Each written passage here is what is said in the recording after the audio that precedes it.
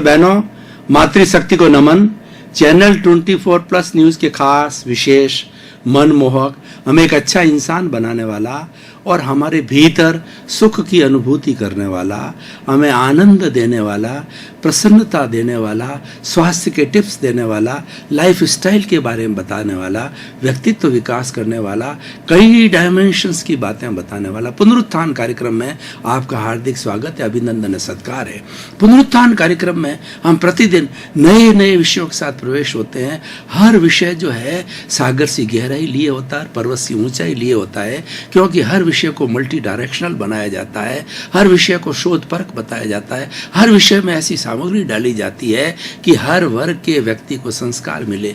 इसी क्रम में आज पूरे विश्व का जो विज्ञान है उस विज्ञान की हम बात करेंगे, एक दार्शनिक विषय की बात करेंगे।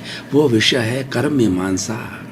भाई और बहनों, दर्शक श्रोतागण, इस दुनिया के अंदर जितने भी धर्म दर्शन हैं, करीब 365 धर्म दर्शन हैं, और जो धर्म दर्शन आत्मा में विश्वास करता है वह कर्म में विश्वास करता है। कर्म क्या है? एक तरह का बॉन्डेज है, एक तरह की अशुद्धि है, एक तरह की कर्म रज है जो कि हमारी आत्मा के साथ में अनादि अनंत काल से चिपका हुआ है। और इसको हर धर्म दर्शन ने अलग अलग नाम दिए हैं। कोई कर्म कहता है, कोई अद्वैत करता है, कोई कहता है विशिष्ट कहता है, कोई पुण्य पाप कहता है, कोई देव कहता है, और इस तरीके से अलग अलग हर एक के कुशल धर्म, अकुशल धर्म, कर्म कहा जाता है। हर एक धर्म दर्शन ने उसका नाम, अपना अपना नाम दिया है और उसकी परिभाषा अलग अलग की है। लेकिन हर धर्म दर्शन जो आत्मा में विश्वास करता है वो कर्म में विश्वास करता है, क्योंकि बिना कर्म के ये आत्मा इस शरीर में रह ही नहीं सकती। बिना कर्म के आत्मा शरीर धारण नहीं कर सकती है। वो आत्मा जब अशरीरी हो जाती है तो वो सिद्ध बुद्ध मुक्त हो जाती है और मोक्ष में चली जाती है। इसीलिए जो कर्मयुक्त आत्मा होती है उसको कर्मबद्ध आत्मा कहते हैं, और जो निर्वाण की अवस्था होती है, जो कि आत्मा मोक्ष गामी होती है, मोक्ष में रहती है, उसको मुक्त आत्मा कहते हैं। मुक्त आत्मा के शरीर नहीं होता है, बद्ध आत्मा के शरीर होता है। शरीर होने का कारण जो है ये कर्म है, कर्म रज है। भाई और बहनों, दर्शक श्रोतागण, मैं उदाहरण के द्वारा आपको स्पष्ट करना चाहता हूं कि कभी आप कोलार गोल्ड फैक्ट्री कर्नाटक के अंदर है, उसमें गए होंगे तो आपने देखा होगा कि जो सोना निकलता है वह जो है वो गोल्ड ओर के रूप में निकलता है, और वह ओर के अंदर क्या गोल्ड के छोटे छोटे टुकड़ों के साथ में मिट्टी होती है। मिट्टी से ही साथ निकलता है, एकदम से सीधा सोने के टुकड़े नहीं निकलते हैं। फिर रासायनिक क्रिया के द्वारा गर्म करके और कई कई क्रियाएं करके उस मिट्टी को अलग किया जाता है, सोने को तपाया जाता है, उसको कुंदन बनाया जाता है। कुंदन का अर्थ होता है उसको 24 कैरेट का सोना बनाया जाता है, उसमें से सारी अशुद्धि निकाली जाती है। जब 999 का एक बिस्किट बनता है, सोना बनता है, वह 24 कैरेट का होता है। वैसी हमारी शुद्ध आत्मा है। तो शुद्ध आत्मा तो मोक्ष में रहती है, और उसके साथ में जो मिट्टी है, कर्म रज है, उसको हम कर्म कहते हैं। कर्म बुराई है, कर्म जो है वो हमारे पाप और पुण्य है, जो कि अनादि अनंत काल से आत्मा के साथ में फेविकॉल की तरह चिपके हुए। मान लीजिए आत्मा है तो उसके साथ में ये कर्म जो है फेविकॉल की तरह ऐसा चिपका हुआ होता है कि अनंत काल से जो आत्मा जब जाती है तो ये कर्म शरीर बोलते हैं। इस कर्म शरीर साथ में जाता है, आत्मा, कर्म शरीर, और उसको धक्का देने वाला होता है तेजस शरीर होता है। ये तीनों जाकर के फिर अगले जन्म के अंदर, जैसा उन्होंने आयुष्य कर्म बंधन किया होता है, जैसे डीड्स किए होते हैं, जैसे कर्म बीज डाले होते हैं, वो दूसरे जन्म में दूसरी जगह जाकर के और वो जन्म ले लेती है आत्मा। इस तरीके से ये पूरा प्रोसेस है। तो अब हम जो है इन कर्मों के बारे में जानेंगे कि कर्म जो है आत्मा के ऊपर आवरण है, कर्म में आत्मा पर कवरिंग्स है, कर्म में आत्मा पर पर्दे हैं। जैसे उदाहरण के द्वारा आपको बताता हूं कि जो एक तुम्बी होती है, जो कि साधु सन्यासी लोग खाली तुम्बी को पानी पीने के लिए लेते हैं, उस एक खाली तुम्बी को जो है अगर हम जो है अगर पानी के अंदर जो है तैरा देंगे तो पानी वो तैरती रहेगी, डूबेगी नहीं। अब उस तुम्बी के ऊपर हमने एक लेप चढ़ाया, फिर सुखाया, फिर दूसरा चढ़ाया, तीसरा चढ़ाया, चौथा चढ़ाया, इस तरह से 8 लेप चढ़ा करके और उस तुम्बी को जब पानी में डालते हैं तो वो जो तुम्बी है पानी के अंदर डूब जाती है।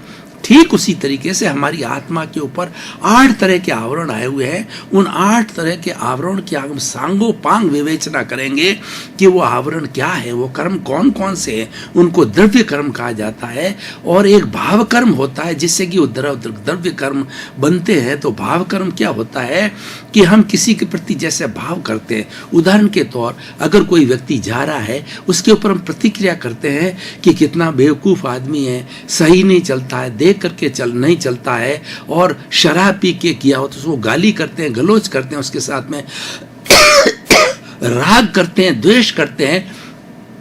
तो ये राग द्वेष है, यही कर्म रज है। कर्म रज को राग द्वेष कहा जाता है, क्रोध मान माया लोभ कहा जाता है, या हम एक ही शब्द के अंदर कहना चाहें तो कषाय कहलाते हैं। कर्म और कषाय एक ही है, ये सारी अशुद्धि है। तो किसी के प्रति राग द्वेष करने से क्या होता है कि हमारा कर्म बीज होता है, उसको हम बो देते हैं। जैसे किसान है, वर्षा होती है, उस समय के अंदर वो बीज बोता है, गेहूं का बोता है, बाजरा का बोता है, किसी चीज का बोता है।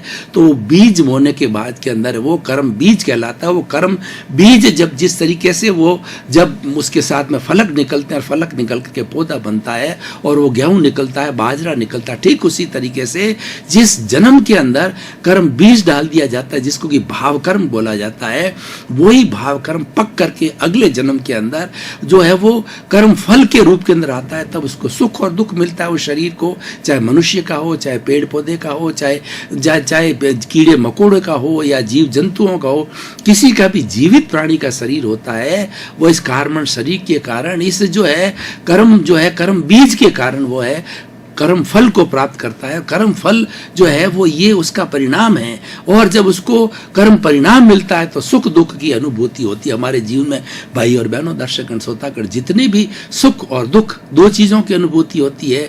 तो सुख और दुख है हमारे पुण्य और पाप जो हमने अर्जन किए है, जैसा कि हमने कर्म बीज डाला है, वहां पर हमने जैसा कॉज डाला है, किसी के प्रति प्रतिक्रिया की है, दोष किया है, पाप किया है, या हमने कोई ओपिनियन दी है, तो वो कर्म बीज जो है पक करके अगले जन्म के अंदर वो कर्म फल और कर्म परिणाम के रूप में आता है और सुख दुख की अनुभूति कराता है। अब हम इन सबको, ये तो भाव कर्म हो गया, और ये भाव कर्म जब कर्म फल के रूप में आते हैं, जब उनको द्रव्य कर्म कहते हैं, वो द्रव्य कर्म कुल 8 कर्म के होते हैं, 8 प्रकार के होते हैं। ज्ञानावर्णीय, दर्शनावर्णीय, वेदनीय, मोहनीय, आयुष्य, नाम, गोत्र, अंतराय, ये मुख्य जो है 8 तरह के द्रव्य कर्म है। और इनकी हम और क्लासिफिकेशन करें, वर्गीकरण करें, हर एक को अलग अलग जो है सब डिवीजन करें, तो कुल 108 तरह के ये कर्मों की उत्तर प्रकृतियां कहलाती है। और उसके अनुरूप ये डिटेलिंग है, उसके अनुरूप व्यक्ति को सुख और दुख की अनुभूति होती है। तो हम आज क्योंकि समय की अल्पता को दे करके हमारे जो मूल जो है 8 कर्म है, द्रव्य कर्म है, जो बेसिक कर्म है, उनकी हम परिभाषा करेंगे।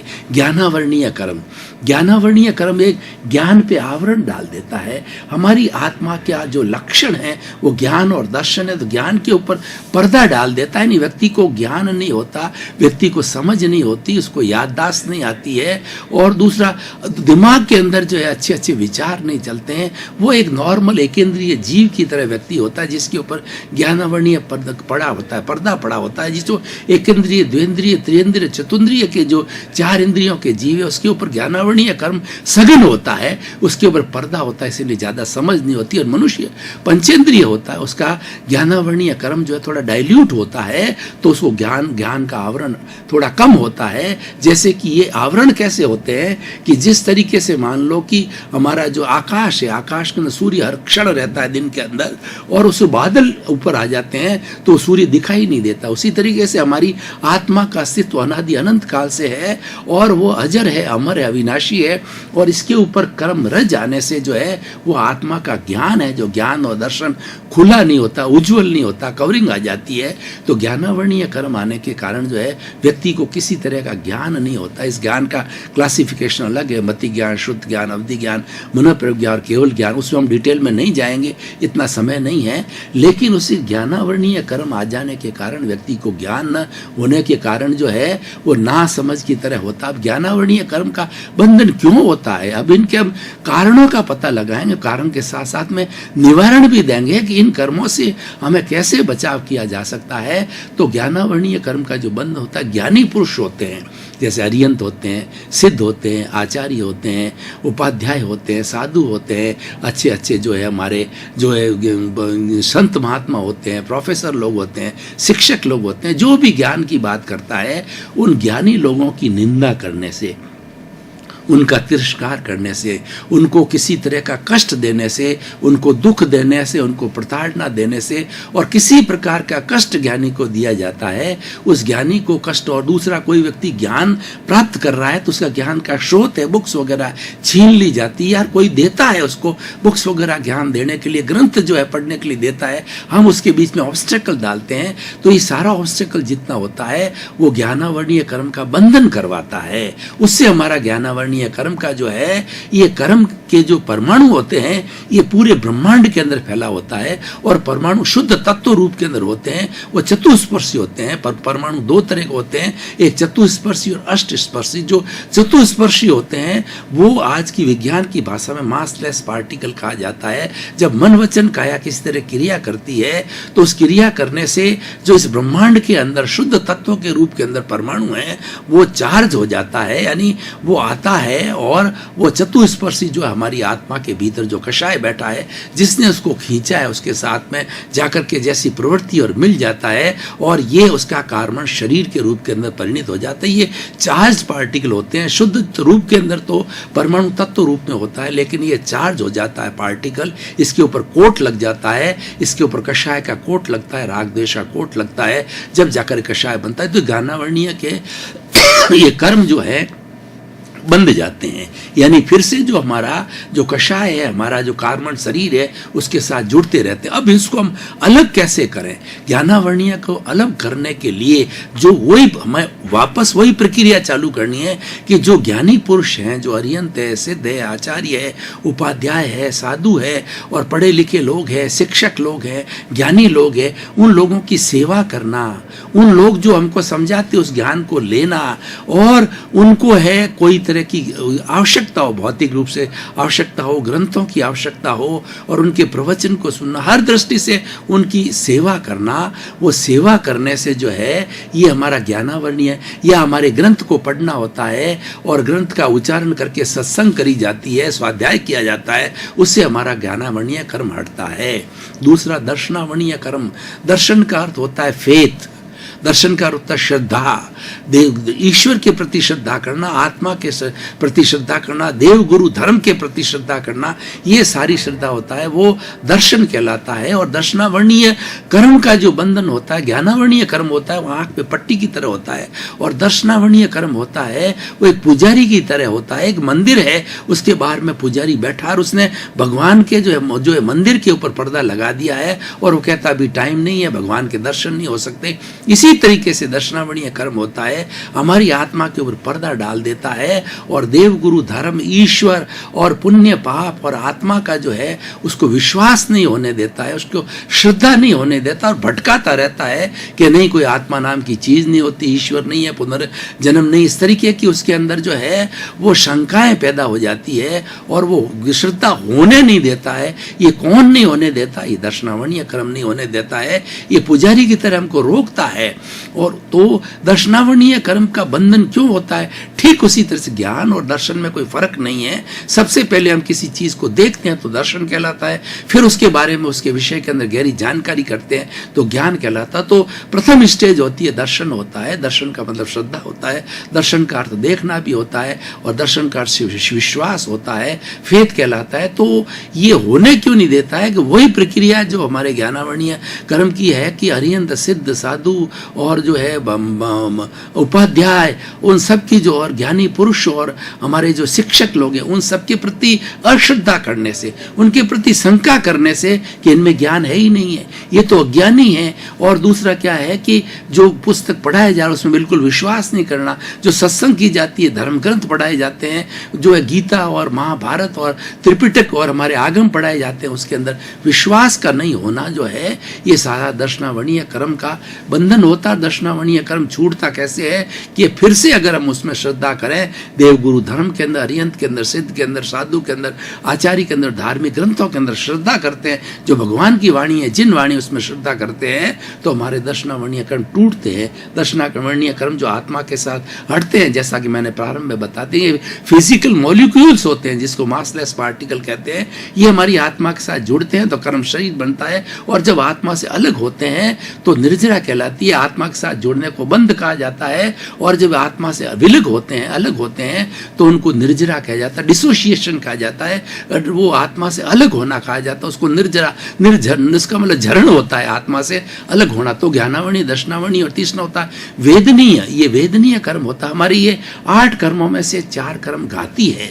घाती कर्म कौन से होते हैं? जो आत्मा की घात करते हैं, आत्मा को तकलीफ में डालते हैं, आत्मा का गला रौंदते हैं और आत्मा का विकास नहीं होते हैं। वो कौन कौन से? ज्ञानावर्णीय, दर्शनावर्णीय, मोहनीय और अंतराय कर्म। अब मैं जो दूसरे 4 कर्म है वो घाती कर्म है। उन घाती कर्मों के अंदर क्या होता है? वेदनीय होता है, आयुष्य होता है, नाम होता है, गोत्र होता है। ये शरीर से जुड़े होते हैं, हर शरीर के। जैसे कि पेड़ पौधे का शरीर है तो उनके जो अघाती कर्म अलग होंगे, मनुष्य का जो अघाती कर्म अलग होगा। वो शरीर से जुड़े हुए कर्म होते हैं और शरीर को पुण्य पाप देते हैं, शरीर को सुख दुख देते हैं। और जो घाती कर्म है ज्ञानावर्णीय आदि, वो एकांत पाप है। और ये जो अघाती कर्म होते हैं, पुण्य और पाप दोनों होते हैं, ये सुख भी देते हैं, दुख भी देते हैं। तो वेदनीय कर्म 2 तरह के होते हैं, साता वेदनीय और असाता वेदनीय। जब हमारे शरीर के अंदर साता होती है तो हम घूमते फिरते हैं और सारा मन वचन काया की सब प्रवृत्तियां करते हैं, बड़े प्रसन्न रहते हैं और सारी एक्टिविटीज बड़े आराम के और आनंद के साथ करते हैं।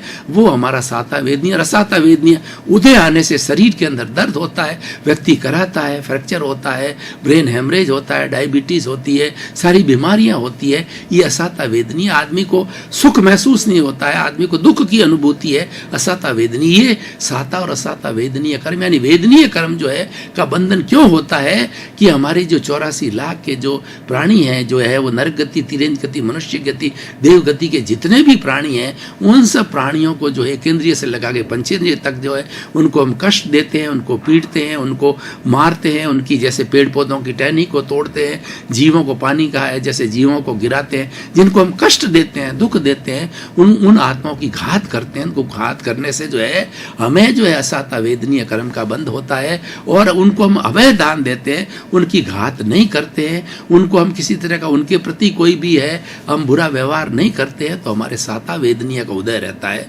तो भाई और बहनों, दर्शकगण, श्रोतागण, पहला ज्ञानावर्णीय, दर्शनावर्णीय, वेदनीय और मोहनीय कर्म। और ये जो साता असाता वेदनीय होता है, ये छुरी की होता है। जैसे कि हमारा चाकू होता है, चाकू को अगर जीभ के ऊपर, मानो चाकू के ऊपर शहद लगा दिए है तो उसको जो है हम जीभ के ऊपर रखते हैं तो मीठा मीठा स्वाद आता है, ये साता वेदनीय है। लेकिन अगर जोर से लग गया तो हमारे जीभ कटने का डर रहता है और कई बार कट भी जाती है, असाता वेदनीय, दुख पैदा करता है। ये एक छुरी की तरह होता है। और उसके बाद में होता है मोहनीय कर्म। मोहनीय कर्म होता है शराबी की तरह होता है। ये उसके अलग अलग रूपक दिए गए हैं। शराबी जो होता है वो इतना बेभान हो जाता है, नाली के अंदर गिर जाता है और जब घर पे आता है उसको मालूम नहीं रहता है कौन मेरी पत्नी है, माँ है कि बहन है कि बेटी है कि क्या है, यानी उसका कोई भी भान नहीं होता है। उसी तरीके से व्यक्ति जो है इस पूरे जिंदगी पर मोह के अंदर डूबा रहता है, 5 इंद्रियों के सुख के अंदर रहता है, ईट ड्रिंक और बी मैरी, और 5 इंद्रियों का सुख है, उसी में सुख गिनता है। और जो धन में, दौलत में, मकान में, गाड़ी में, घोड़े में, संबंधों में, खाने में, पीने में, 5 इंद्रिय का जितना सुख है उसी में सुख जिम्मेदार मोह के अंदर डूबा रहता है। मेरा, मैं, मेरा, मेरी पत्नी, मेरा परिवार, मेरा धन, मेरा घर, मैं और मेरा के अंदर डूबा रहता है, अटैचमेंट में रहता है, वो मोहनीय कर्म कहलाता है। मोहनीय कर्म का बंधन कैसे होता है कि हम किसी भी जो है प्राणी, कोई भी प्राणी जगत जितना भी जिसके अंदर की चेतना है, जिसमें भी आत्मा है, उस आत्मा के साथ बुरा व्यवहार करते हैं, उसको कष्ट देते हैं, उसको मारते हैं, पीटते हैं, उसको प्रताड़ना देते हैं और किसी भी तरह का कष्ट करते हैं, तो उसको कष्ट देने के कारण जो है हमें ये मोहनीय कर्म होता है। इसके कुल 28 विभाग, उस विभागों में मैं नहीं जाना चाहता क्योंकि ये गहन विषय है। इतने समय के अंदर पूर्ति हरेक के उत्तर प्रकृतियों को मैं छोड़ता जा रहा हूँ। तो ये मोहनीय कर्म का बंधन क्या होता है, क्यों होता है कि हम 5 इंद्रियों के सुख के अंदर ज़्यादा जो है वो इंटरेस्ट लेते हैं, मैं और मेरा में जहाँ आसक्ति करते हैं, हम लिप्त रहते हैं, हम अटैच हो जाते हैं, तो उसके अंदर उसके कारण जो मोहनीय कर्म बनता है, और मोहनीय कर्म जो है वो वापस उतरता कैसे है, घटता कैसे, आत्मा से अलग कैसे, अनाशक्ति से होता है। आपके पास धन है पर लेकिन धन के प्रति आसक्ति नहीं। भगवान महावीर ने कहा कि परिग्रह है, धन है, दौलत है, परिवार है, जो भी है वो स्वयं परिग्रह नहीं है। उसके प्रति जो हमारी भावना है, उसका जो अटैचमेंट है, जिसके साथ हम जुड़ते हैं, वो जुड़ाव है, वो आसक्ति कहलाती है। वस्तु अपने आप के अंदर परिग्रह नहीं है, उसके साथ वासना परिग्रह है, उसके साथ जुड़ना, उसके साथ अटैच होना और उसको अपनी मैं मेरा मानना, अपनी मानना है, उसके साथ में ये मोहनीय कर्म जो है वो जुड़ता है, और इसकी अनाशक्ति रखने से ये कर्म जो है निर्जरण होता है। दर्शकगण, श्रोतागण, भाई और बहनों, आपका बहुत बहुत धन्यवाद। आप पुनरुत्थान कार्यक्रम को बड़े आनंद के साथ, चाव के साथ के अंदर, निष्ठा के साथ देख रहे हो। इसीलिए पुनरुत्थान कार्यक्रम टॉक ऑफ द टाउन बना हुआ है, और हमारा भी उद्देश्य ये है कि व्यक्ति को सुधारना है, व्यक्ति की बुराइयां छूट करके अच्छाइयाँ आवे, नेगेटिव थॉट छूट करके पॉजिटिव छूट आवे। इसी क्रम के अंदर वो आपके प्रति शुभकामना, आपका जीवन मंगलमय हो, आनंदमय, सुखमय हो, आपके प्रति जो बहुत बहुत हार्दिक आभार।